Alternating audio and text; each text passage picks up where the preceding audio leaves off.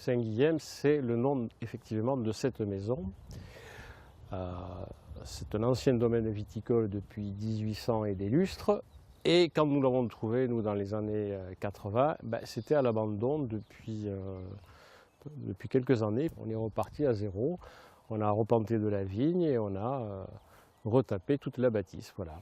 Les chais sont au-dessous des chambres d'hôtes, donc il y a une partie chai de vinification juste en face de nous, et de l'autre côté, il y a une partie chai d'élevage. Je n'étais pas vigneron, je n'ai pas hérité et je n'ai pas gagné au loto. Donc c'est un coup de cœur et c'est le chai justement qui m'a amené à une réflexion sur la vigne et sur le vin. Et on a fait des études, des analyses de sol, on a interrogé tous les pontes de la partie dans la région qui nous ont confirmé qu'il pouvait se faire un vin intéressant sur ce domaine. Eh bien, on fait 3 rouges et 1 rosé, une cuvée tradition, une cuvée renaissance et une cuvée Amadeus. Et un rosé d'émeraude, voilà.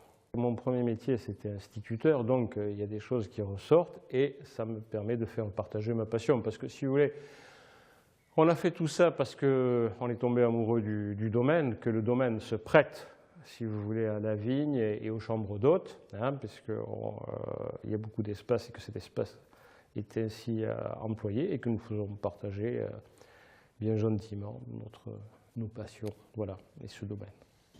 Les chambres d'hôtes, c'est mon épouse, et moi je m'occupe de la vigne et du vin, donc on se complète bien. J'ai rencontré mon mari, il avait déjà acheté le domaine. La maison en elle-même est pas très typique parce qu'en fait c'est une longère. C'est vrai que ça ne ressemble pas à une toulousaine, mais bon, c'est parce qu'il y a le corps de travail qui est intégré dans le corps de la maison.